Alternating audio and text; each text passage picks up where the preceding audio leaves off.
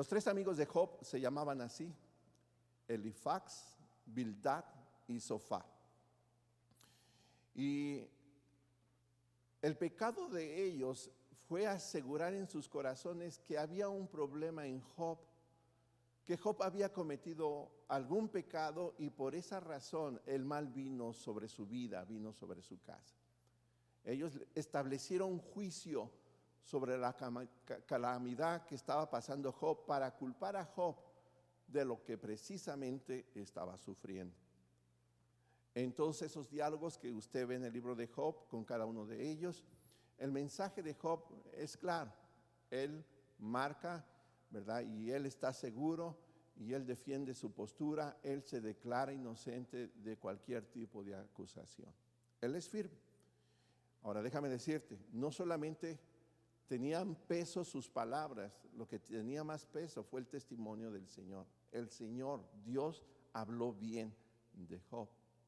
Así que personalmente yo creo que el pecado de estos amigos, ¿verdad?, no estuvo en el contenido de sus palabras. Por eso estoy tomando, ¿verdad?, las palabras de Zofar, porque yo no creo que el pecado de ellos estuvo en las palabras de ellos.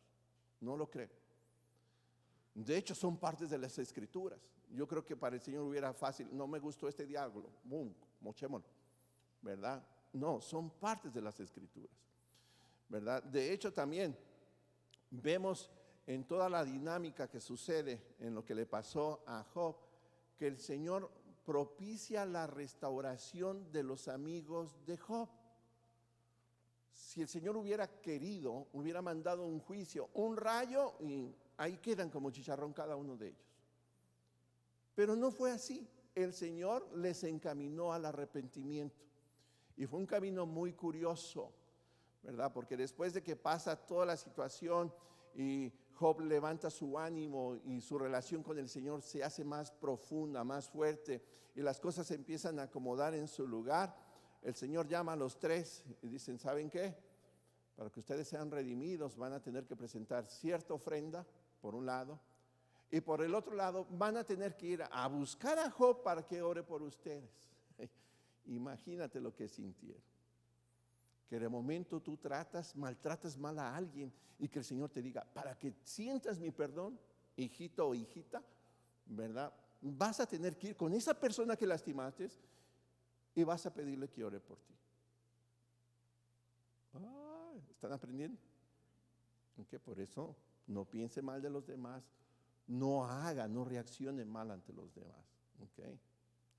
Tengo que aprovechar eso, capaditas así. Ok. El Señor los lleva al arrepentimiento. ¿Cuál fue el pecado de ellos? Que ellos dieron un diagnóstico equivocado a la persona equivocada. El diagnóstico era correcto para otro tipo de caso. Los doctores que no tienen experiencia, ¿verdad?, lo que hacen, dan el mismo diagnóstico, la misma medicina a sus pacientes. Cada paciente es un caso, cada paciente es un caso. Pero a veces el mercado de la medicina promete mucho, ¿verdad?, y los doctores le dan la misma receta a la gente, la misma receta, ¿verdad?, sin temor, sin compasión. Cada caso es diferente. Y Job era muy diferente a ellos y a todos los hombres de aquel tiempo. Así que ese fue el pecado de ellos: dar un diagnóstico incorrecto a la persona incorrecta. Job era una persona justa, no solamente por lo que él argumentó, sosteniendo que él era recto, que no había fallado, que era justo, íntegro, sino por el mismo testimonio del Señor.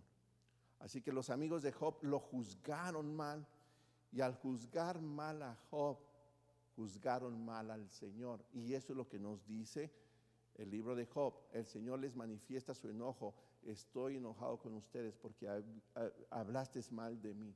Al juzgar mal a Job, juzgaron mal al Señor. Y creo que esto que te acabo de relatar nos enseña algo. Aquí le puse moraleja. Siempre que vayas a exhortar a alguien, sobre todo aquellos que tienen carácter fuerte, aquellos que no tienen pelos en la lengua, decía una hermana: es que no tengo pelos en la lengua. Yo le decía: pues usted necesita pegarse una carpeta, ¿verdad?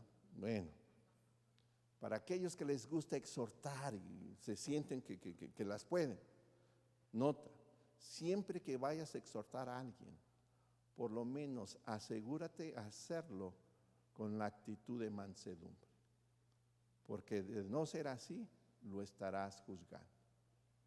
Vuelvo a repetir, siempre que vayas a exhortar a alguien, por lo menos asegúrate que lo haces en una actitud de mansedumbre, con un espíritu de restauración, ¿verdad? Con amor, con esperanza de un buen resultado, porque de no serlo así, no estás entrando como un exhortador, estás entrando a su vida como un juez y estarás en serios problemas. El diagnóstico de Zofar pudiera ser un diagnóstico correcto para muchos de los que estamos en este segundo servicio. Un diagnóstico preciso, perfecto. Porque yo dudo que a estas alturas nuestro Dios testificase de nosotros de la misma manera que lo hizo de Job. Y quiero proyectarte el primer verso, que es Job 1:1, para que vean ustedes cómo habló el Señor de su siervo Job. Hubo en la tierra de Uz un varón llamado Job, y este era hombre perfecto y recto, temeroso de Dios y apartado del mal. Así que tú pudieras soñar en poner tu nombre y que dijera así el texto bíblico: hubo en la tierra de Las Vegas, Nevada, un hombre o una mujer llamada, y te pones tu nombre. Este hombre o esta mujer era perfecta y recta, temeroso de Dios y apartado de todo mal. Y contando conmigo, hermano, todavía me falta mucho para que mi Dios testifique de mi persona. Al menos que tú seas más espiritual que yo, ¿verdad? Entonces podría estar dando el diagnóstico equivocado a la persona equivocada. Yo creo que las palabras de Zofar son palabras precisas para cada uno de nosotros. Así que vamos a entrar a la enseñanza. Quise hablar de esto porque no muchos predicadores se atreven a usar las palabras de estos hombres para enseñar. ¿Qué es lo que nos pide el Señor para luego bendecirnos? Esta es la primera pregunta de nuestro estudio. Vamos a ver qué cosas nos pide el Señor para después bendecirnos. Verso 13 nos presenta la primera y dice así: si tú dispusieres tu corazón y extendieses a él tus manos. De hecho, presenta dos. ¿Okay? Si tú dispusieres tu corazón y extendieses a él tus manos. Lo primero que el Señor nos pide para después bendecirnos es disposición de corazón. Disposición de corazón. Primera parte del verso: si tú dispusieses tu corazón. En la vida cristiana, la disposición de corazón es el perfecto punto de comienzo. Cuando usted puede ver a alguien que va a competir, ¿verdad? En carrera sobre todo, usted se da cuenta que hay un punto de partida, ¿verdad? No importa si son 100 pies, no importa si es 1 kilómetro, si es un maratón, hay un punto de partida y hay una meta, hay un punto final. Pues la vida cristiana tiene un perfecto punto de partida y es la disposición de corazón. La Biblia está llena de hombres y mujeres imperfectas, pero que se dispusieron, ¿verdad?, a rendir sus corazones, a rendir su voluntad al Señor. Y con el tiempo, no solamente el Señor trabajó en sus vidas, sino con el tiempo también fueron honrados por el Señor. Ahora, ¿qué es lo que pasa en la realidad? Tristemente, muchos de nosotros, para acercarnos al Señor, venimos con un engaño, diría yo, diabólico.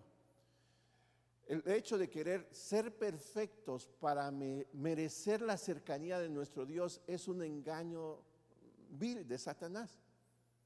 Muchos de nosotros queremos lograr cierta madurez para pensar que somos dignos de acercarnos al Señor. Queremos lograr ciertos méritos en cuanto a la vida cristiana para sentirnos dignos de la gracia del Señor. Y no trabaja así. El Señor no pide, ¿verdad?, pasos de madurez. El Señor primero pide disposición de corazón. Ahora, déjame decirte, parece ser sencillo, pero no es sencillo. Porque en otras palabras, lo que el Señor nos está pidiendo es nuestra voluntad. Lo único que Él ha respetado. Yo explicaba despacito el domingo pasado esto. El Señor puede arrebatar de nuestra vida lo que se le antoje. Él es el dueño de todo. Él puede tomar todo lo que Él quiera de nosotros. Pero hay algo que respeta de nosotros. Es nuestra voluntad. Y al principio, ¿verdad? Nos está pidiendo, si te dispones de corazón, si estás dispuesto a rendirme tu voluntad. Y eso no es fácil, no es sencillo. Dice Proverbios 23:26, dame, hijo mío, tu corazón y miren tus ojos por mi camino. Dame, hijo mío, tu corazón y miren tus ojos por mis caminos. Y este proverbio, hermano, es fácil de escucharlo, es fácil de encantarnos, ¿verdad? De su rima, si pudiera decirlo así, de su poesía. Pero en la hora de la verdad, en la práctica, no es fácil. Porque nosotros pensamos que podemos rendirle nuestro corazón al Señor, pero el Señor tiene que respetar ciertas cosas nuestras. Mira, Señor, te rindo mi corazón. ¿No te fijaste que canté muy bonito ahora y levanté mis manos y lloré cuando estaba la alabanza y los vellitos de los brazos hasta se hicieron chinitos y usted sabe, todo ese escalofrío? Y Él te va a decir, sí, hijo, sí, hija, pero ¿estás dispuesto a hacer mi voluntad? ¿Estás dispuesto a que yo te enseñe cuáles son los caminos y las veredas que debes de andar? Y ahí como que no nos gusta. Ahí como no, Señor, mira, toma mi corazón, es tuyo, ¿verdad? Pero déjame decidir a mí, ¿verdad? Es como si trajéramos al Señor, ¿verdad? En nuestro automóvil, ¿verdad? Y el Señor, pues Él es perfecto y nos diría, hijo, ¿verdad? Hija, diría, Martita, déjame manejar a mí, déjame manejar.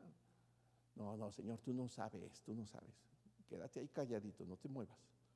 Si empiezas a molestarme, entonces te bajo en la siguiente parada, ¿verdad? Qué feo, hermano. Pero rendir nuestro corazón al Señor es, Señor, te entrego mi voluntad y te la entrego para que tu voluntad sea establecida. Quiero caminar por tus caminos, no por mis caminos. Entonces, diría yo, el primer patadón que nos invita el Señor, no creas que es tan fácil, pero es lo primero que nos pide. No nos pide perfección. Satanás quiere engañarnos, ¿verdad? Y hacer méritos para acercarnos al Señor. El Señor dice, no, hijo, no te preocupes por los méritos. Dispón tu corazón. Los resultados vienen después. Dispón tu corazón. Así que es lo primero que te pide. Segundo, el Señor nos pide que supliquemos por su favor. Es la segunda cosa que nos pide, que supliquemos por su favor, ¿verdad? El verso o la poesía dice, y extendieres a Él tus manos, y extendieres a Él tus manos. Hay un verso que todos sabemos, o lo hemos escuchado por lo menos, Jeremías 33:3. Clama a mí y yo te responderé, y te enseñaré cosas grandes y ocultas que tú no conoces. Mi pregunta es, ¿a cuántos de ustedes les gustaría que el Señor les responda siempre? Híjoles, no nos engañemos. A todos nos gustaría. Tan pronto pidamos, Señor, la respuesta, sí puedes, pero ya, ¿okay? Porque somos ansiosos. A todos nos gusta que el Señor nos responda. ¿A quién no le gusta que el Señor le enseñe cosas profundas, cosas grandes? Misterios, hermano. Oh, eso es bellísimo. Mi pregunta, ¿cuántos saben clamar? Porque ahí dice, clama a mí, clama a mí, clama a mí. Entonces yo te responderé y te enseñaré cosas grandes y ocultas. Creo que una versión dice, y maravillosas que tú no conoces. Queremos los misterios del Señor, queremos las respuestas del Señor, pero no sabemos clamar. El significado de clamar es bien sencillo: orar al Señor con una sincera desesperación de ayuda. Vuelvo a repetir, clamar es orar al Señor con una sincera desesperación por su ayuda. Sería para ti, para mí, un verdadero auxilio, un verdadero auxilio. Y yo creo que hay casos extremos, ¿verdad?, donde ese auxilio sale de una manera natural. Si tú has trabajado mucho para tener una casita, ¿verdad? ¿Verdad? Como sea, y amas tu casita, cuidas tu casita, y de momento se empieza a encender una orilla de tu casa, la cocina, empieza el humo por el garaje, lo que sea. Oye, tú amas tu casa, tú amas tu casa. ¿Qué vas a hacer? ¿Contemplar esa llama? No, tú actúas pronto, ¿verdad? Si está en tu medio apagarlo, lo apagas, pero si no, clamas ayuda y despiertas a los vecinos, incomodas a los vecinos. ¿Para qué? Para que tu casa no siga con ese incendio. ¿Qué hay si dentro de tu casa está uno de tus hijos, de tus hijas, tu papi, tu mami, algún anciano, una persona que amas? Seguro que vas a clamar. ¿Por qué? Porque hay una necesidad genuina y es una necesidad que necesita pronta solución. Pronta solución. Estaba haciendo una reflexión en esta mañana que yo no creo que nosotros hayamos aprendido a clamar porque usualmente nuestras oraciones no tienen persistencia. No tienen persistencia. Una persona que dice, por favor oren por esto, pero luego deja de orar por lo que pidió, no tiene una genuina necesidad. El que tiene una genuina necesidad, ¿verdad? Pasa un día y llora, pasa el otro día y llora, pasa el otro día y llora, y pasa el otro día. ¿Por qué? Porque es una genuina necesidad. Es algo que tiene carácter de urgencia en su corazón para que sea resuelto. Y el mejor ejemplo de esto es la viuda que se acercó al rey para que le hiciese justicia. Persistió, persistió, persistió y dijo el rey en su corazón, mejor le hago justicia porque me va a colmar la paciencia esta viejita. El que tiene una genuina necesidad persiste, persiste. Si tú dejas de persistir, es un síntoma que realmente no tienes una genuina necesidad, por lo tanto, va a ser muy difícil que hagas un clamor genuino. Deja hablarte un poquito de clamor. La palabra griega, en cuanto a esta palabra se trata, hace mención o lleva esa reflexión de los granidos. Me cuesta trabajo esa palabra. Graznidos. De los cuervos. Los cuervos han de creer que cantan, ¿verdad? ¿Tú has escuchado cómo le hacen los cuervos? ¡Qué horrible! ¡Horrible! Ellos han de echar competencias pensando de que se oyen bonitos y que cantan hermosos, ¿verdad? ¿Verdad? Y han de decir, hoy amanecí con los pulmones fortalecidos, la garganta, limpia. Pero los pobres tienen un timbre en su graznido horrible, hermano, que a uno lo sacan, hermano, de sitio. ¿Qué es eso? El sonido de los cuervos es un despectivo canto desentonado. En las personas es una manera de hablar desagradable al oído. Pero todo esto es el resultado o es una muestra de desesperación. ¿Ok? Y muchos de nosotros no hemos aprendido a desgarrar nuestra alma para pedirle al Señor por las cosas que nosotros necesitamos. El texto, ¿verdad?, habla o lo menciona o lo refleja con manos extendidas. Aquí las manos extendidas son como una señal de rendición. Aquí en la iglesia tenemos libertad de levantar las manos, ¿verdad? Y yo les he dicho una y otra vez, asegúrese que no las levanta en una falsa piedad. Asegúrese que cuando usted está levantando las manos, no sea por el hecho de que se cree más santo o mejor cristiano que el que tiene al lado. Si usted va a levantar las manos nada más por apariencia, es mejor que las baje. Porque al Señor no lo podemos engañar.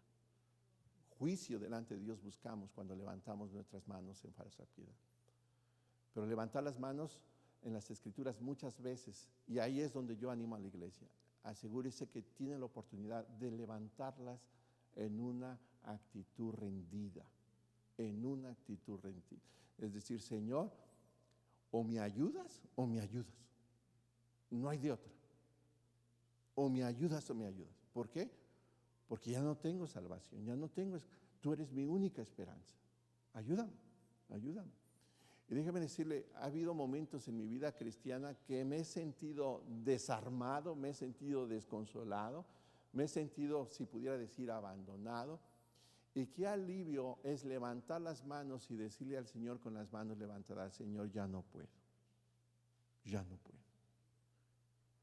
He sentido que el Señor como que lo abraza a uno, hermano, y lo fortalece, hermano, y le da ánimo para seguir adelante. Así que el Señor no solamente te pide la disposición de tu corazón, el Señor te pide que supliques por su ayuda, que supliques, que clames a Él, para que el Señor te bendiga como símbolo de una verdadera necesidad. En mi vida personal he clamado varias veces y he visto la salvación del Señor, ¿verdad? Hubo un tiempo que el Señor confrontó mi vida, ya servía al Señor, tenía la posición de diácono.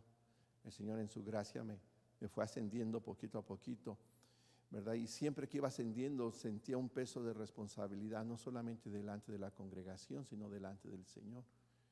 Y yo tenía el hábito de mentir, hermanos. Yo mentía, pero facilito, hermano. Y me la creían bien sabroso, ¿verdad? Y ese hábito, hermano, es porque donde yo vengo, ¿verdad? Ahí habla el que come más pinole. Ahí habla más el que come más pinole. Es decir, allá la gente miente, ¿verdad? Por naturalidad. Nadie se deja. Se trata de a ver quién habla más, a ver quién tiene más. Y por el hecho de ganarle a los demás, uno habla de más. Yo vengo de la Ciudad de México, del Distrito Federal, y así, en mis tiempos, así era la gente, ¿verdad? Y ese mal se me quedó.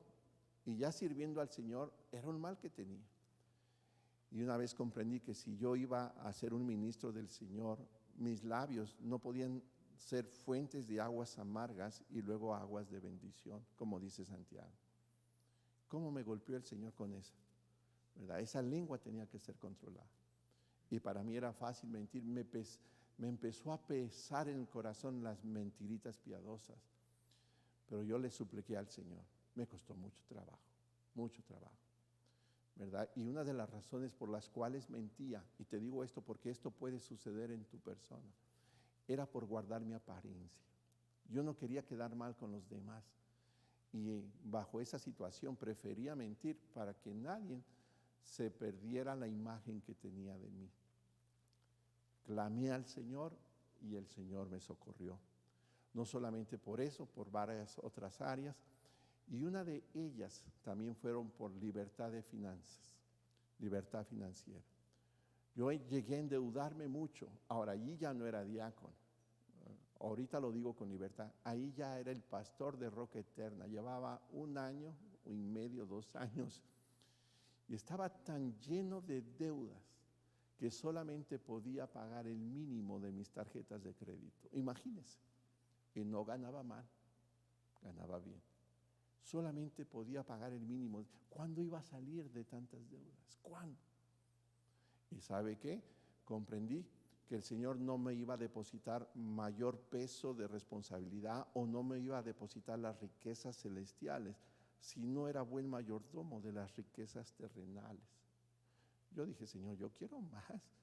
Lo espiritual siempre es más precioso que lo material, ¿verdad? Y con esa aplicación tan sencilla, ¿verdad?, de mayordomía, el Señor encaró y empecé a rogarle por su ayuda, ¿verdad? Empecé a buscar ayuda.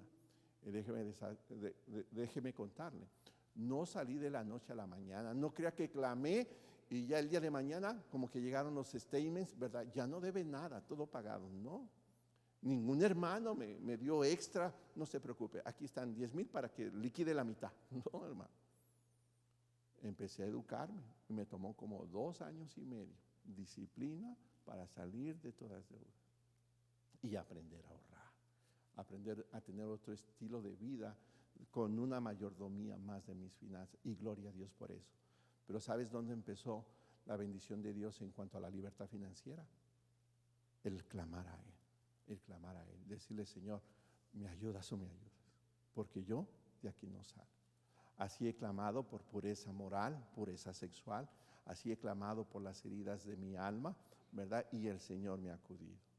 Termino este punto con este salmo, Salmo 89:15. Bienaventurado el pueblo que sabe aclamarte. Andará, oh Jehová, la luz de tu rostro. En tu nombre se alegrará todo el día y en tu justicia será enaltecido. Qué precioso, hermano, qué preciosas promesas. ¿No te gustaría andar a la luz del rostro del Señor? ¿No te gustaría estar alegre todo el día? ¿No te gustaría ser enaltecido en la justicia? A mí sí. Pero ¿sabes dónde está el secreto? En saber aclamar. En saber aclamar. Verso 14. Verso 14.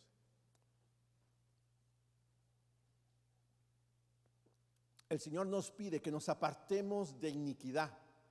El Señor nos pide que nos apartemos de iniquidad. Hoy no hablo mucho de esto porque hay mucho que hablar. He hablado mucho de esto, ¿verdad? Esto está en la primera parte de este verso. Si alguna iniquidad hubiera en tu mano, y le echarás de ti. Pero en una forma breve quiero decirte que el Señor nos está invitando a apartarnos del pecado que nos daña, que nos corrompe y que en una manera directa ofende al Señor. De ese pecado nos está hablando. El pecado que cometemos hacia nosotros y ofende a nuestro Dios, o el pecado que cometemos hacia nuestro Dios mismo en una forma directa. Y solamente para recordarte una lista de dichos pecaditos. La primera de ellas está en Marcos 7, 21, 23. Dice, porque de dentro del corazón de los hombres salen los malos pensamientos, los adulterios, las fornicaciones, los homicidios, los hurtos, las avaricias, las maldades, el engaño, la lascivia, la envidia, la maledicencia, la soberbia, la insensatez. Todas estas maldades de dentro salen y contaminan al hombre. Así que ahí tienes una listita. Y otra similar está en Gálatas capítulo 5, 19 al 21. No son las únicas listas, son las más comunes. Y manifiestas son las obras de la carne, que son adulterio, fornicación, inmundicia, lascivia, idolatría, hechicerías, enemistades, pleitos, celos, iras, contiendas, disensiones, herejías, envidias, homicidios, borracheras, orgías y cosas semejantes a estas, acerca de las cuales os amonesto, como ya os he dicho antes, que los que practican tales cosas no heredarán el reino de los cielos. Gálatas 5, 19 y 21. Gloria a Dios en esta tarde, porque hoy, especialmente en este día, ¿verdad? 21 de febrero, hemos venido a este lugar con la intención de acercarnos al Calvario en la medida que participemos de la mesa del Señor. Hay pecados en nuestra vida, hay iniquidades, pero en esta tarde yo te invito, no huyas del Calvario, acércate al Calvario, pide perdón al Señor, humíllate. Dice la Escritura que Él es fiel y justo para perdonar nuestras ofensas y limpiarnos de toda iniquidad, ¿verdad? Así que yo te animaría a ponerte a cuentas con el Señor. Gloria a Dios por su misericordia, por su gracia, por su oportunidad de perdón cuando nosotros nos acercamos a Él arrepentidos. La cuarta cosa que el Señor nos pide es la continuación del verso 14, es apartarnos de injusticia, el apartarnos de injusticia. Y el texto dice, y no consistieres que more en tu casa la injusticia. En la primera parte de ese verso fue la iniquidad, en la segunda parte de este verso es la injusticia. Y no consistieres que more en tu casa la injusticia. Aquí es una invitación para apartarnos del pecado que ofende y atenta directamente hacia los demás. Y por supuesto que eso no le agrada al Señor. Y la Biblia es muy clara al respecto cuando 1 de Juan 5, 17 dice, toda injusticia es pecado. Toda injusticia es pecado. Injusticia tiene que ver con tus acciones no gratas delante del Señor hacia tu hermano, ¿verdad? Iniquidad tiene la dirección personal hacia ti y hacia el Señor. Es ofenderte a ti, ¿verdad? Como templo y morada del Espíritu Santo, y ofender al Señor, que es santo. Esa es iniquidad. La injusticia tiene que ver con tu prójimo, con tus relaciones horizontales. La Escritura dice, toda injusticia es pecado. Y cuando digo toda injusticia, puede ser desde matar a alguien, hasta como máximo, hasta como lo mínimo, pensar mal de esa persona. Pensar mal de esa persona, hermano, es injusticia. Es injusticia. Y con todo lo que te expliqué como introducción, con mucho más razón. no podemos ser jueces de los demás. Si queremos sacar la paja del ojo de nuestro hermano, tenemos que primero lidiar con nosotros, con la viga que tenemos. Y es bien importante que usted entienda que tu reacción con los demás cuenta delante del Señor. Y el Señor quiere bendecirte, pero Él te está diciendo en esta hora, hey, ponte claro. ¿Cuáles son tus pensamientos hacia tu prójimo? ¿Cuáles son tus sentimientos hacia tu prójimo? ¿Son sentimientos de rencor, sentimientos de rechazo? ¿Son sentimientos de odio, de deseos de venganza? ¿Cuáles son? ¿Tomas ventaja de tu prójimo? ¿Guardas su amistad por conveniencia y no por sinceridad? Y el Señor cuestionaría en esta tarde tu corazón y nos invita a apartarnos de injusticia si queremos ser bendecidos. Y ahí nos lleva más. Dice, y no permitieres en tu casa la injusticia. Imagínate el peso de lo que dice, ¿verdad? Sobre todo los que somos papás, ¿verdad? No se trata solamente de que tú no practiques la injusticia, se trata que la justicia del Señor gobierne en tu casa. De eso se trata. ¿Están conmigo? Entonces el Señor nos invita, ¿verdad?, a abandonar, en el número 3, la iniquidad, la maldad y también la injusticia. Así que la palabra del Señor sigue diciendo, 1 Juan 4:20, si alguno dice yo amo a Dios y aborrece a su hermano, es mentiroso. Pues el que no ama a su hermano, a quien ha visto, ¿cómo puede amar a Dios a quien no ha visto? Y Romanos 13:10, ¿verdad?, nos remata con broche de oro. El amor no hace mal al prójimo.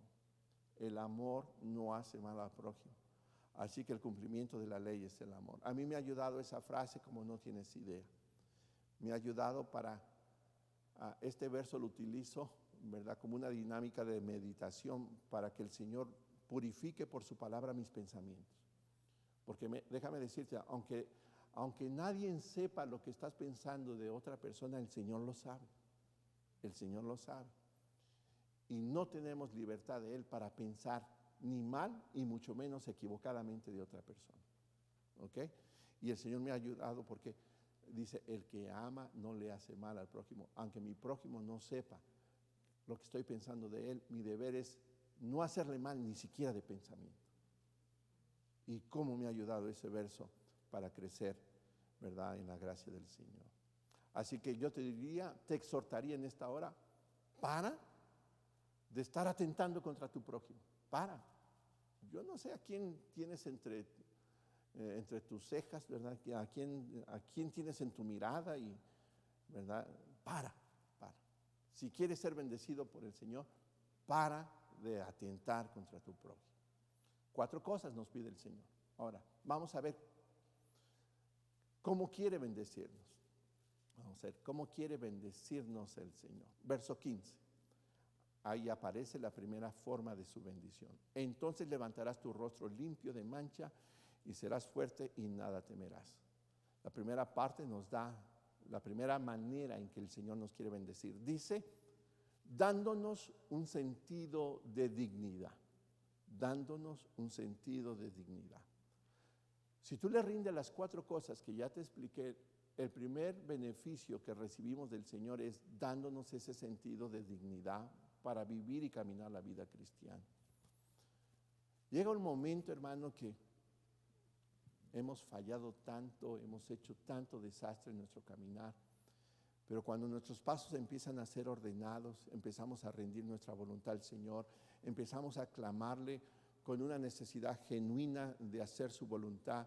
No solamente empezamos a hacer eso, apartamos el mal de nuestra vida, y no solamente eso, sino también, en verdad, empezamos a tratar y amar a nuestros hermanos. Lo primero que el Señor nos deja disfrutar es un sentido de dignidad. Él, si pudiera decírtelo así, Él empieza a levantar nuestro rostro, a erguir nuestro rostro. Dije erguir, ¿ok? Un rostro erguido, no engreído, ¿ok? Porque hay algunos que caminan engreídamente en su corazón, creyéndose que son mejores que los demás. No, es un rostro erguido, que ya la culpabilidad no le empieza a molestar porque ha sido un hijo perdonado. Como parte del proceso de lo que el Señor te pide, parte del proceso de caminar en obediencia, el Señor te empieza a darte un sentido de un hijo digno, una hija digna delante de Él. No caminas erguido, caminas agradecido por su misericordia, por su fidelidad, pero con la confianza de que ahora ese pasado, esa culpa que traías, ha sido perdonada, ha sido quitada. Dice la Escritura en Romanos, no está ahí, es Romanos 5, 1 y 2, que hemos sido justificados por la fe, es decir, hemos sido declarados justos delante del tribunal del cielo, justos, no culpables, dice una versión, no culpables, hermano. Híjoles, qué bendición, hermano, qué bendición el saber que hemos sido declarados por los méritos de Jesús en la cruz del Calvario, a lo que hemos ahora dedicado el día, en la mañana y la tarde, para acercarnos a la mesa del Señor.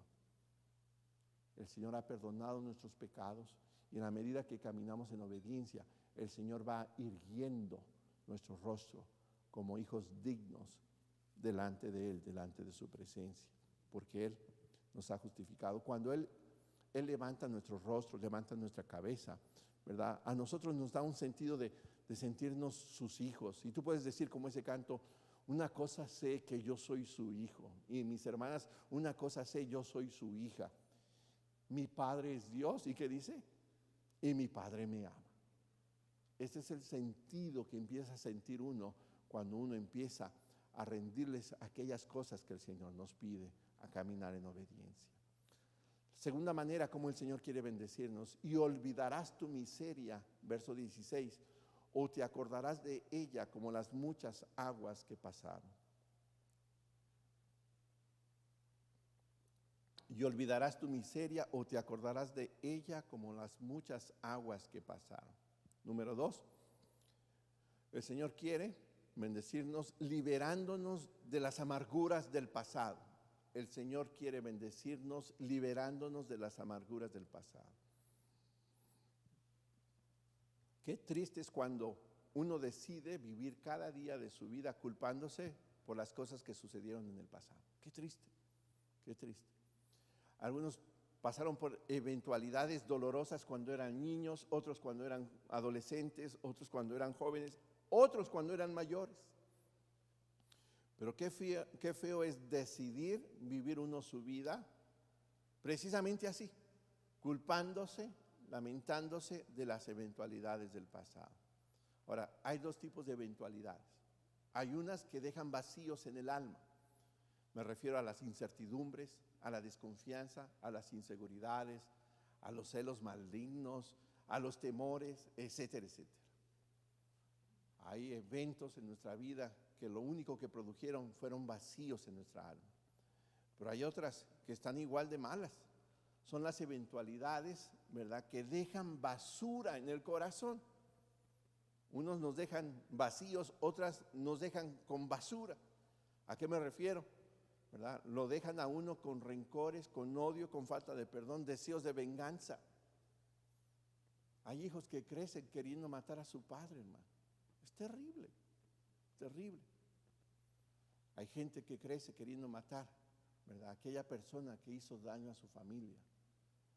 Y es un sentimiento que cargan día tras día en sus corazones, ¿verdad? Pero el Señor dice, si tú me rindes las 4 cosas que te pedí, si tú me das estas 4 cosas, yo estoy dispuesto a bendecirte.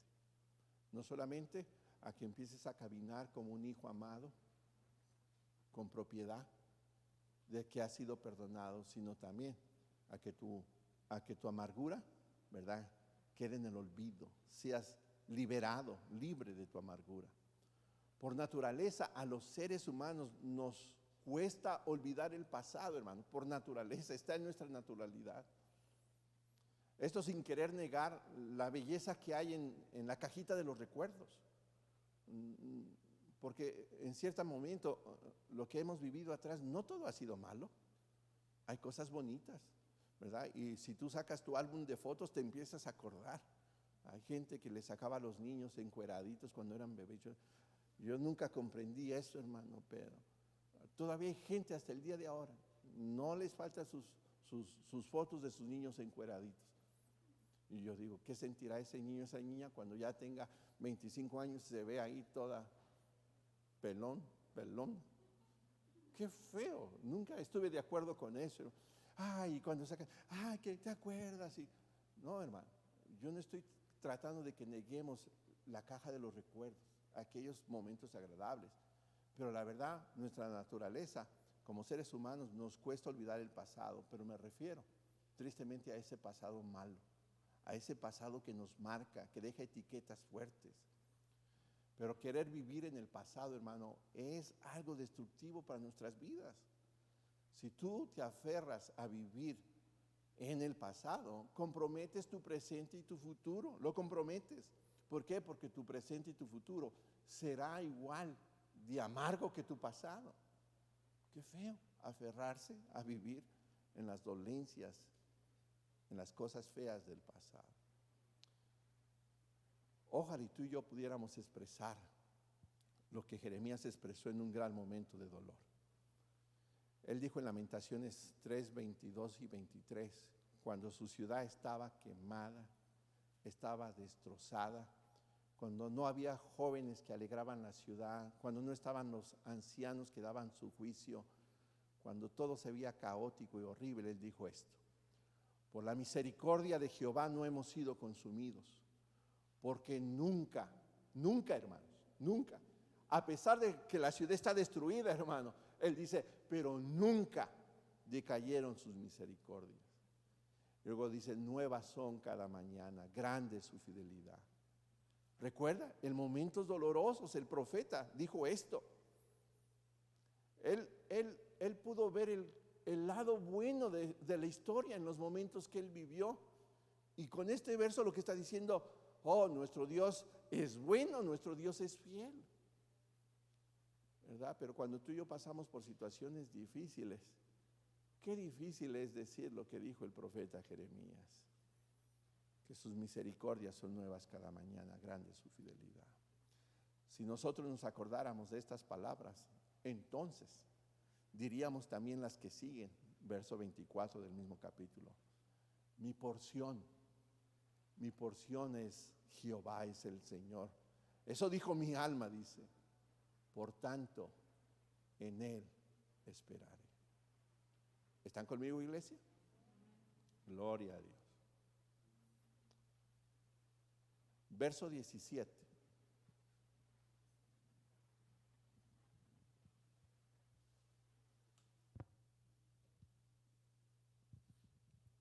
El Señor quiere bendecirnos dándonos un entendimiento práctico. Dándonos un entendimiento práctico. Las cosas comenzarán a verse diferentes cuando caminemos por las sendas del Señor. Esta claridad de entendimiento no viene nada más porque sí. Recuerda, tú ya le has rendido 4 cosas al Señor. Las que Sofar dice en el verso 13 y el verso 14. Le has rendido tu voluntad. Has clamado por la ayuda de Él, te has apartado de iniquidad y te has apartado de injusticia.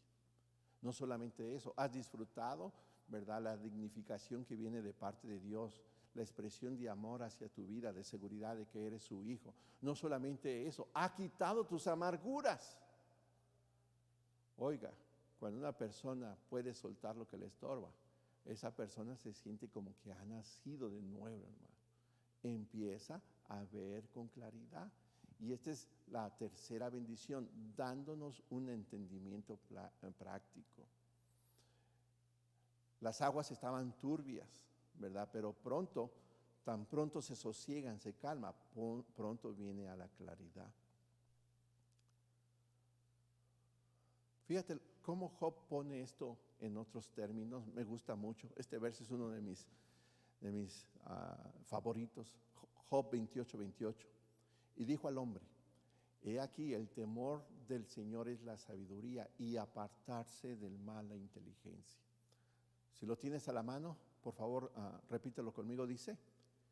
Y dijo al hombre, he aquí el temor del Señor es la sabiduría y al apartarse del mal la inteligencia. Esto de inteligencia y sabiduría, hermano, es un rompecabezas, solemos confundir los términos. Tú no vas a poder ser sabio si no tienes cierto sentido de información en tu cabeza. y no vas a tener cierto sentido de información en tu cabeza si no tienes algo que procesar, ¿verdad? ¿Qué quiero dar a entender con esto?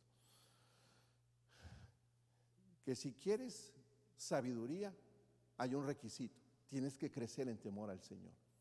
Pero si quieres entendimiento, si quieres poder comprender todo lo que el Señor quiere que procesas aquí en tu cabecita, necesitas apartarte del mal, a lo cual ya lo vimos, ¿verdad? Si apartaras de ti la iniquidad. Entonces, la tercera bendición que estamos viendo de parte del Señor, ¿sí es la tercera? ¿Sí? Es darnos entendimiento. Y es menester que tú veas el beneficio que hay apartarse del mal, porque cuando te apartas del mal, una de las cosas o de los beneficios es que vas a poder tener un entendimiento de todo lo que el Señor quiere que proceses aquí en cabecita. Y todo está a tu favor. ¿Sabes por qué? Porque a estas alturas se supone que no hay amargura, no hay resentimientos, no hay vacíos, no hay basura en tu corazón, no hay vacíos en tu alma. Y el Señor quiere bendecirte con un entendimiento práctico, con un entendimiento claro, hermano. Y esa es una hermosa experiencia, el poder comenzar a entender los caminos del Señor. El poder comenzar a entender los caminos del Señor. Nadie entiende tus caminos de la noche a la mañana, hermano. A nosotros no nos gusta obedecer. Usualmente queremos obedecer porque queremos racionalizar el entendimiento. El Señor nos dice por su palabra: hijo, haz esto. Hija, haz esto. Y nosotros, si somos iguales como los niños, cuando papá y mamá les dice, por favor, haz esto, somos iguales que los niños. ¿Y por qué? ¿Y por qué lo tengo que hacer? ¿Y por qué? ¿No le dice usted a sus hijos cuando son pequeños, no meta los dedos ahí en el conector de la electricidad? Mi hijo mayor en la Junior High metió el lapicero y hizo una explosión. Olvídese, me lo expulsaron por 3 días. Lo acusaron de incendio, de hacer daño. No, una locura, hermano, la exageración. Pero cuando yo voy, negra las manos, hermano. El flamazo que dio. Pues le digo esto porque ya mi nietecita pequeña también pasó por la misma experiencia. Pero dígale a ellos, cuando son pequeños, no metan los dedos. Se quedan, si no hablan, pues ¿por qué no los voy a meter? No ven el peligro, uno sabe el peligro. Y uno tiende a racionalizar, ¿y por qué debo de hacer esto? ¿Y por qué no debo de hacer esto? Queremos que el Señor nos explique. El Señor te dice, aquí me obedeces primero. Y en la medida que obedezcas, viene el entendimiento. Qué precioso, hermano, cuando empezamos a comprender los caminos del Señor. Toma tiempo, ¿verdad? Y si usted escuchó el devocional de ahora, que tenía que ver con un caminar de obediencia, oiga, obedecer no es fácil. Porque muchas veces vamos a ser ordenados por Dios a hacer cosas que no queremos hacer o hacer cosas que no entendemos por qué debemos hacerlas. Pero nuestro deber es obedecer a Dios y dejarle a Él los resultados. Pues hoy te digo, uno de los resultados es lo que Sofar le dijo, ¿verdad? Equivocadamente al hombre equivocado. Pero es una verdad para nosotros. El Señor quiere bendecirnos dando un entendimiento claro de sus caminos, un entendimiento claro, por lo menos de la vida, hermano. Porque muchos de nosotros vivimos la vida en una forma desordenada, hermano, desordenada. Verso 18 y 19. Tendrás confianza porque hay esperanza. Mirarás alrededor y dormirás seguro. Te acostarás y no habrá quien te espante, y muchos suplicarán tu favor. La cuarta manera que el Señor quiere bendecirnos, ¿sí estoy bien? ¿O es la quinta en las notas? La cuarta. Es con una visión renovada. Una visión renovada. El verso 18 dice, tendrás confianza porque hay esperanza. Hace poquito conocí a nuestra hermana Esperanza. Le hice un comentario, ¿verdad? Que estoy cocinando un mensaje, no sé cuándo lo comparta, acerca de la esperanza. El cristiano que no tiene esperanza, pues no sé en dónde anda parado, honestamente. Dice Romanos que si Cristo no hubiera resucitado, en vano es nuestra fe. pero porque Cristo vive, un día nosotros, tú y yo, viviremos. ¿Anhelas ese día? El cristiano tiene que ser un hombre, una mujer, ¿verdad?, llena de esperanza. Y el Señor promete renovar nuestra visión. Dice, tendrás confianza porque hay esperanza. Una de las cosas necesarias y vitales en la existencia del ser humano en esta tierra y para vivir de una manera más sencilla su vida es tener anhelos en el corazón. Si en lugar de anhelos tenemos desilusiones y desánimos, hermano, estos serán destructivos y complicarán nuestra existencia. ¿Están conmigo? Sencillito, sencillito. Un ejemplo muy práctico. Yo no sé cuántos han observado, yo he observado, hermano, que la gente que logra darle un knockout, por decirlo así, al cáncer, ¿verdad?, es la gente que no pierde la esperanza. Un knockout. Porque a veces vuelve a resurgir, pero se levanta una vez más como boxeador y vamos a pelear y le puede dar otro knockout. Porque el cáncer es una enfermedad malísima, maligna. Y yo he observado que la gente que logra darle unos buenos knockouts a esta enfermedad es aquella que no pierde la esperanza. ¿Son fáciles los tratamientos? No creo, hermano, no creo. La medicina que ellos han de tomar es horrible, la quimioterapia es horrible, la radiación es horrible, todo eso es horrible. Pierden el sabor, hermano, se les cae el cabello, ¿verdad? Y tener que vencer aún su manera de verse, hermano, para no perder la esperanza, hermano, es una gran batalla. Y mucha gente se desanima, apenas comienzan y se desaniman y dejan los tratamientos. ¿Y sabe qué pasa? El cáncer crece. Al cáncer hay que confrontarlo con agresividad si queremos persistir. Y la gente baja la guardia, desanimada, pierde la esperanza y se muere más rápido. Esa es la verdad. Porque el cáncer es una enfermedad que si no se atiende, tarde o temprano viene la muerte. Y yo me he dado cuenta, he observado eso. Es necesario que el ser humano viva en esta tierra con anhelos en su corazón. Ahora hay clase de anhelos. Hay gente que pone sus anhelos en una situación terrenal, ¿verdad? Y subsiste y pelea. Hay gente que tiene sueños de tener la casa más bonita, el carro más del año. Hay sueños, ¿verdad? Y no son malos, hermano. ¿Quién no quiere tener una casa bonita?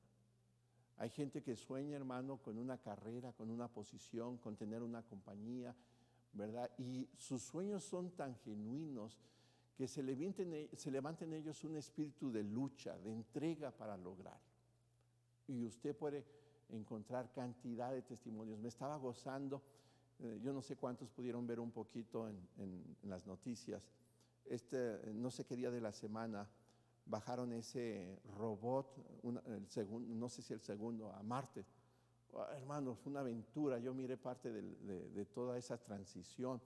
Hermano, es un reto, es una locura, hermano. A mí me emociona, hermano. Pensar los segundos que se necesitan para saber qué está pasando, no sé cuántos miles de millas, hermano, lejos de nosotros, y ver la primera proyección de Marte. Qué chulo, me emociona, ¿verdad? Y una vez más los noticieros aprovechando los hispanos, a la hispana que contribuyó a que mucho de eso fuera realidad.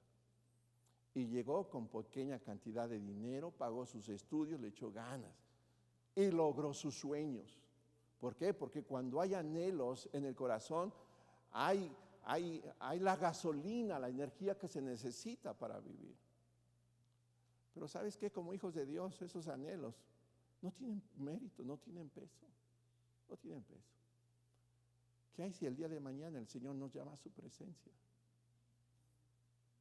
A lo mejor ni tiempo te dejó de hacer tu testamento. ¿Quién se va a quedar con esa casa? Se van a pelear tus hijos por esa casa. Dice mi hermano que el anticristo al final se va a quedar con tus propiedades. Imagínate, lo diste todo por el todo, pero por algo que fue pasajero. Lo disfrutaste, qué bueno, pero fue pasajero. Las gentes se desviven por una carrera, las gentes se desviven por un puesto, lo logran, lo alcanzan. Gloria a Dios por eso. Pero hay unos anhelos superiores, y son los anhelos celestiales, hermano. Los que tienen peso de eternidad, peso de mérito eterno. Y quiero darte un ejemplo de este tipo de anhelos. Hebreos capítulo 11, verso 8 al 10. Ojalá que una de nuestras oraciones hoy que nos acercamos de la mesa del Señor, que le digamos: Señor, llénanos de estos anhelos, llénanos de esta esperanza espiritual. Dice la palabra del Señor: por la fe Abraham, siendo llamado, obedeció para salir del lugar que había de recibir como herencia, y salió sin saber a dónde iba. Él obedeció. ¿Okay? Verso 9: por la fe habitó como extranjero en la tierra prometida. Es decir, él llegó a donde el Señor le confirmó que se la daría, la tierra que él habitaría. Pero cuando estuvo ahí, dice, morando en tiendas con Isaac y Jacob, coherederos. Dice, por la fe, verso 9: por la fe habitó como extranjero en tierra prometida. Fíjese, como en tierra ajena. Ahora, el verso 10 nos dice por qué habitó como en tierra ajena. Mientras que estuvo ahí, moró en tiendas con Isaac y Jacob, coherederos de la misma promesa. Veamos el por qué habitó como extranjero en la tierra que el Señor le prometió. Porque esperaba la ciudad que tiene fundamentos, cuyo arquitecto y constructor, ¿quién es? Uy, uy, uy. Qué precioso pasaje. Qué precioso pasaje. Cuando tú tengas oportunidad, hay revistas de construcción, de arquitectura, y usualmente ponen las fotografías más bellas, unos edificios, unas casas. He visto a gente a veces mucha gente de raíces y bienes quieren que les acepten como amistad para promover.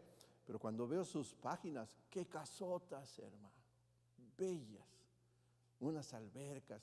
Luego dicen, las casas de los más ricos, y uno se queda así con la boca abierta. Qué casota moderna, preciosa, hermano. Pero al final del día fue hecha por un hombre muy inteligente, muy capaz, muy bella el lugar. Imagínate, si eso es hermoso, ¿qué será lo que ha sido hecho con las manos del Dios omnipotente? ¿Qué visión tenía Abraham, hermano? ¿Qué visión? Hey, Señor, estoy donde tú me mandaste y se ve buena la tierra, pero yo quiero algo diferente. Yo quiero algo eterno, algo que dure para siempre. Y tú preocupándote por tu changarro. El Señor te quiere bendecir con seguridad y completa paz. No me quedo mucho aquí porque está fácil. Mirarás alrededor y dormirás seguro. Te acostarás y no habrá quien te espante. Qué bendición es vivir esta vida sin sentirse acosado, sin sentirse perseguido. Y David fue un hombre, hermano, que en medio de tanta lucha aprendió a vivir reposando en su Señor. Esto está en el Salmo 27, aquí lo cantamos, muy precioso. Jehová es mi luz y mi salvación, ¿de quién temeré? ¿Por qué vas a temer si tienes al grande de los grandes? Jehová es la fortaleza de mi vida, ¿por qué o por quién he de atemorizarme? Verso 2, cuando se acercaron contra mí los malignos, mis angustiadores, mis enemigos para comer mis carnes, casi se ríe, ellos tropezaron y cayeron. Cuando un ejército acampe en contra de mí, no temerá mi corazón, aunque contra mí se levante guerra. Dice él, yo estaré confiado. Hermano, qué precioso es tener completa paz, completo reposo en el Señor.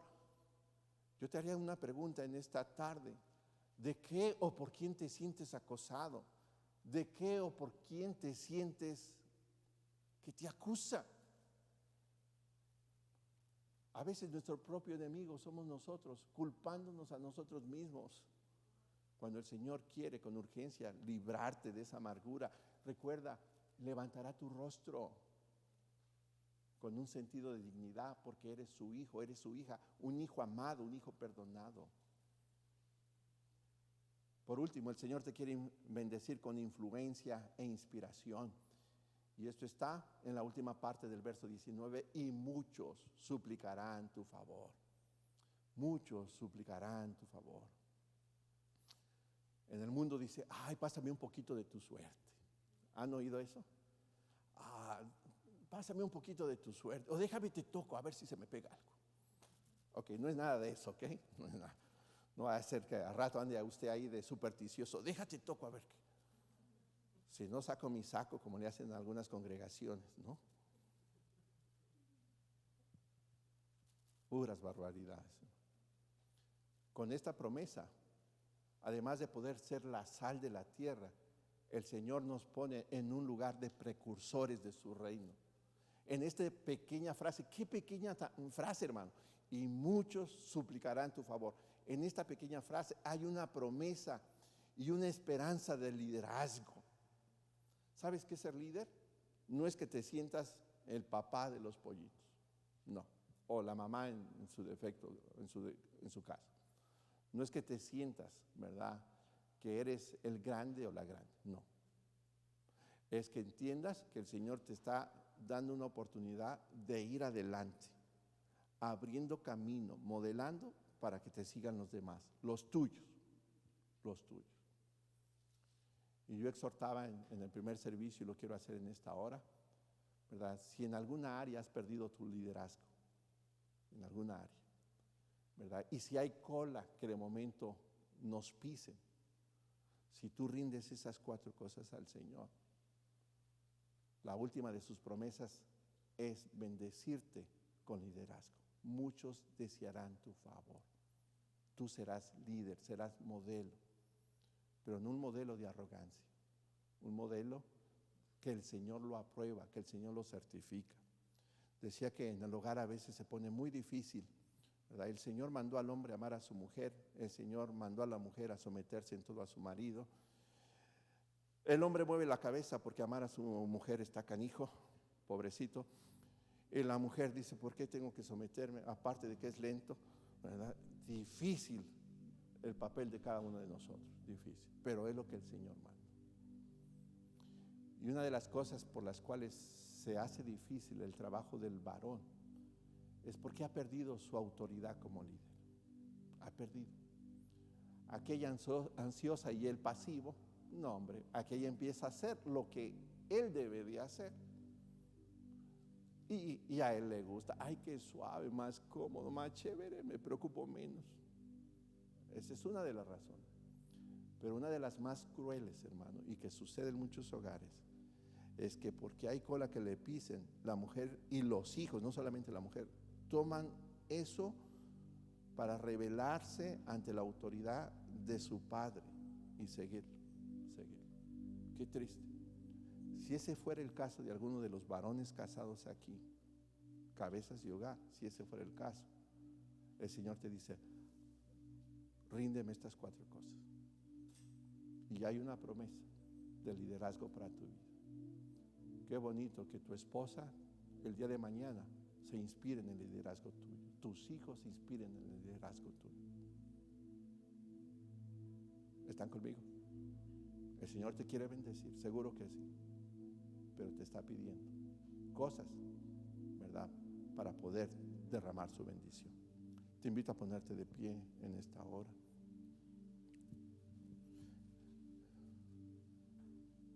En lo que los hermanos pasan a este lugar y se preparan con los elementos de la cena del Señor.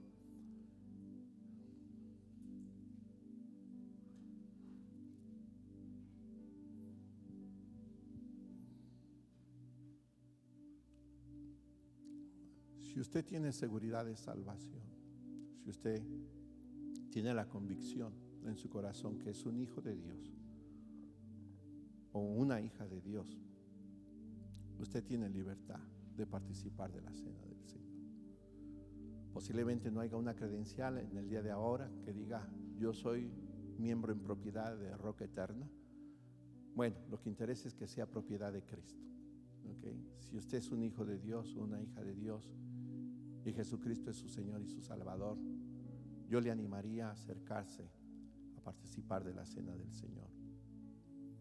Si usted necesita reconciliar algo en su corazón, vamos a hacer un tiempo para que lo haga, Pero sí le aconsejaría, no huya del Calvario, mejor corra a Él. Hasta el día de ahora todavía hay gracia Dice su palabra que si confesamos nuestros pecados, Él es fiel y justo. Fíjese, para perdonarnos de toda ofensa y limpiarnos de toda iniquidad. Ese es tu Dios, ese es mi Dios, que cuando perdona, perdona. Así que recomiende sus pensamientos, sus emociones al Señor. Tome un tiempo personal, ¿verdad? Antes de invitarles a pasar por los elementos de la cena del Señor. Sí puede cerrar sus ojitos. Aleluya.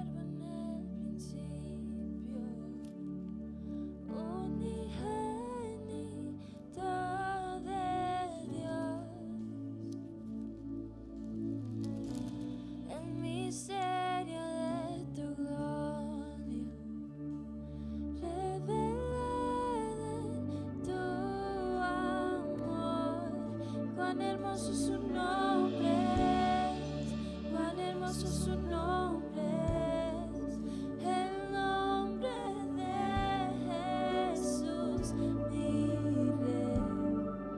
Cuán hermoso su nombre es, nada se iguala a él. Cuán hermoso su nombre es, no hay otro nombre.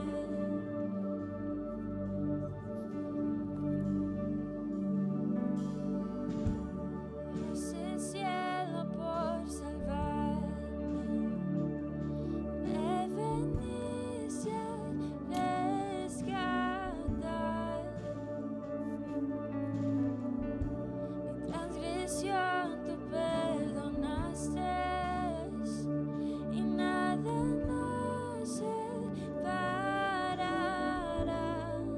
Majestuoso su nombre es, majestuoso su nombre es, el nombre de Jesús, mi Rey.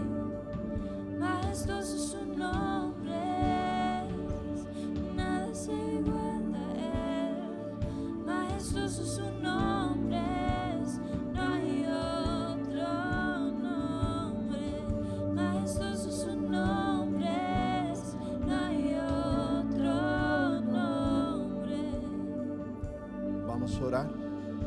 Señor, en esta hora te damos gracias por la oportunidad que nos das de acercarnos a tu mesa. Señor, no vemos estos elementos, Señor, en una forma mística, Señor. No son para nosotros un amuleto de buena suerte, Señor. Son la representación de lo que tu palabra nos enseña.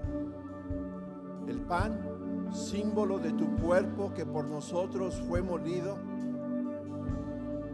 y el jugo de la uva, Señor, símbolo de tu sangre que por nosotros fue derramada. En esta hora queremos acercarnos, Señor, no en nuestros méritos a tu mesa, Señor, sino en los méritos tuyos, Jesús. Señor, reconocemos que por gracia hemos sido salvos y no por causa nuestra, Señor. Ha sido un regalo tuyo, Señor. Es un privilegio, es una bendición el ser llamados hijos y hijas tuyas, Señor. Y hoy queremos acercarnos para recordar que en la cruz del Calvario, Señor, no solamente sucedió tu muerte, Señor, sino sucedió una fuente de beneficios para aquellos que creyeran en tu nombre, Señor. Tu palabra dice: bendice alma mía a Jehová y bendiga todo mi ser su santo nombre. Bendice alma mía a Jehová y no olvides ninguno de sus beneficios. Él es quien perdona tus iniquidades, el que sana todas tus dolencias. el que rescata del hoyo tu vida, el que te corona de favores y misericordias, el que sacia de bien tu boca, de modo de que te rejuvenezcas como el águila. Señor, todo eso lo conquistaste tú en la cruz del Calvario, y hoy te damos gracias por ello. Amada iglesia, les voy a invitar que, guardando esa distancia, pasen y tomen de los elementos de la mesa del Señor, no los consuma, no los digiera, regrese a su lugar y esperemos los unos a los otros para hacerlo.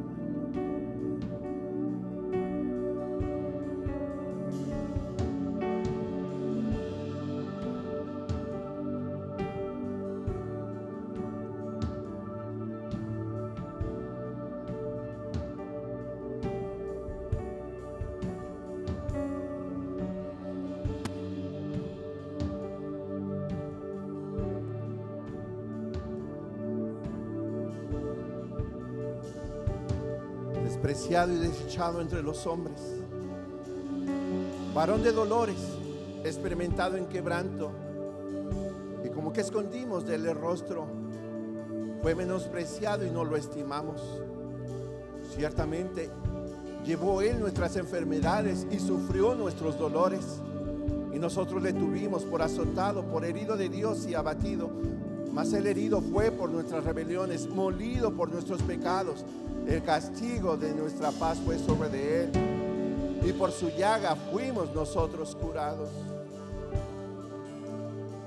Oh, te damos gracias, Señor. Gracias, Señor. Todos nos descarriamos como ovejas, cada uno se apartó por su camino, mas Jehová cargó en él el pecado de todos nosotros. Angustiado él y afligido, no abrió su boca. Como cordero fue llevado al matadero, y como oveja delante de sus trasquiladores, enmudeció y no abrió su boca. Por cárcel y por juicio fue quitado, y su generación, ¿quién la contará? Porque fue contado de la tierra de los vivientes, y por la rebelión de mi pueblo fue herido. Y se dispuso con los impíos su sepultura, mas con los ricos fue en su muerte. Aunque nunca hizo maldad, ni hubo engaño en su boca. Con todo eso, Jehová quiso quebrantarlo, sujetándole a padecimientos. Cuando haya puesto su vida en expiación por el pecado, verá linaje, vivirá por largos días, y la voluntad de Jehová será en su mano prosperada. Verá el fruto de su aflicción, de su alma, y quedará satisfecho. Por su conocimiento justificará mi siervo justo a muchos, y llevará las iniquidades de ellos. Por tanto, yo le daré parte con los grandes, y con los fuertes repartirá despojos. Por cuanto derramó su vida hasta la muerte, y fue contado con los pecadores, habiendo él llevado el pecado de muchos, y horadado por los transgresores.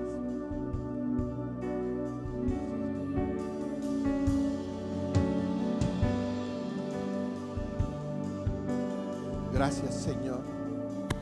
Te invito a que ahí en tu lugar le expreses tu gratitud por haber tomado tu lugar, por haber llevado tu carga, por haber provisto en su sacrificio un camino para con el Padre Celestial.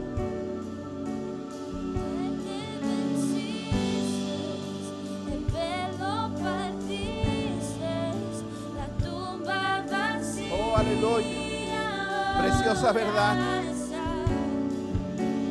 cielos declaran, tu gloria proclama, resucitaste en majestad.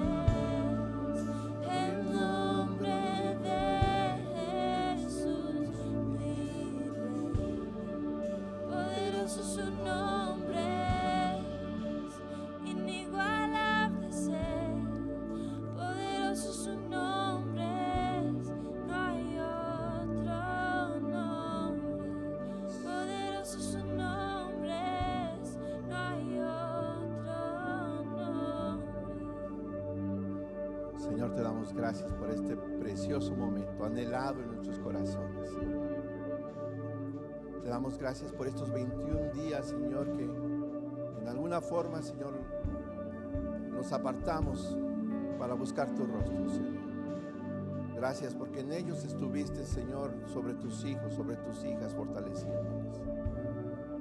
Señor, pero hoy venimos a tu mesa, conscientes, Señor, de que has llevado, Señor, en tus heridas, Señor, en tu castigo has llevado nuestra paz.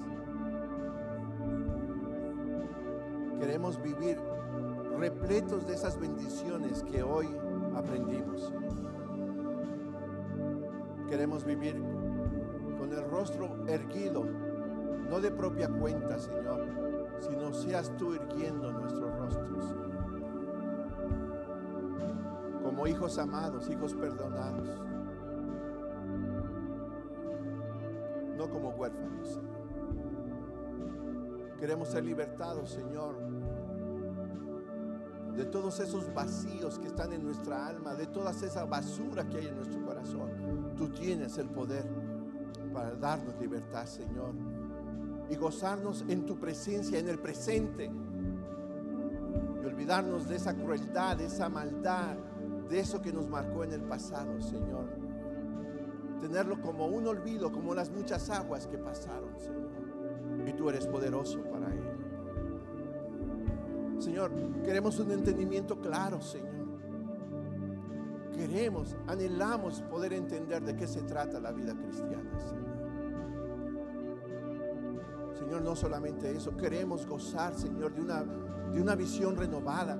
Señor, empezar a mirar hacia las cosas eternas, a las que permanecen. Sacudirnos, Señor, de lo que toda esta tierra, este mundo nos promete, para soñar con esas promesas eternas, esas recompensas eternas, hablar de ellas, soñar con ellas, Señor. Señor, empezar a invertir ya en nuestra vida para ser herederos de ellas. Queremos vivir en completa paz, Señor. Y si un día nos permite, Señor, que nuestro liderazgo sea restaurado, sea tú confirmándolo, Señor.